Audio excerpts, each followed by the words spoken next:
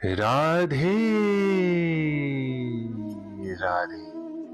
चलिए, आज के अध्याय में हम आपको बताएंगे कि कर्म कितने प्रकार के होते हैं। मिलकर बोलिए, राधे राधे। तुम्हें अपना कर्म करने का अधिकार है, किंतु कर्म के फलों के तुम अधिकारी नहीं हो।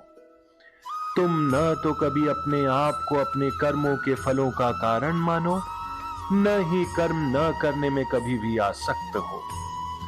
कर्म तीन प्रकार के होते हैं: कर्म, विकर्म और अकर्म। कर्म स्वधर्म वे कार्य है जिनका आदेश प्रकृति के गुणों के रूप में प्राप्त किया जाता है। अधिकारी की सम्मति के बिना किया गया कर्म विकर्म कहलाते हैं, और अकर्म का अर्थ है अपने कर्मों को न करना। राधे राधे। भगवान ने अर्जुन को उपदेश दिया कि वो निष्क्रिय न हो, अपितु फल के प्रति आसक्त हुए बिना अपना कर्म करे।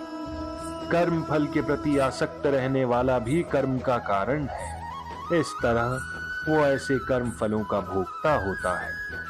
जहां तक निर्धारित कर्मों का संबंध है, वे तीन उपश्रेणियों के हो सकते हैं: यथा नित्य कर्म, आपातकालीन कर्म तथा इच्छित कर्म। नित्य कर्म फल की इच्छा बिना शास्त्रों के निर्देशानुसार सतोगुण में रहकर किए जाते हैं। फल युक्त कर्म बंधन के कारण बनते हैं, अतः ऐसे कर्म अशुभ है। फल युक्त कर्म का अर्थ है, यदि कोई मनुष्य कोई कर्म फल की इच्छा प्राप्ति करने के कारण करता है, तो ऐसे कर्म अशुभ होते हैं। हर व्यक्ति को अपने कर्म पर अधिकार है, पर उसे फल से अनासक्त होकर कर्म करना चाहिए। ऐसे निष्काम कर्म निसंदेह मुक्ति पथ की ओर ले जाने वाले होते हैं। राधे राधे। अतएव भगवान ने अर्जुन को फलासक्ति रहकर होकर कर्म के रूप में युद्ध करने की आज्ञा दी। उसका युद्ध विमुख होना आसक्ति का दूसरा पहलू है। ऐसे आसक्ति से कभी मुक्ति पथ की प्राप्ति नहीं हो पाती। आसक्ति चाहे स्वीकारात्मक हो या निषेधात्मक, वो बंधन का कारण है।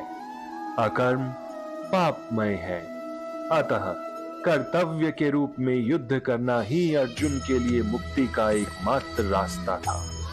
मिलकर बोलिए, राधे राधे। राधे राधे।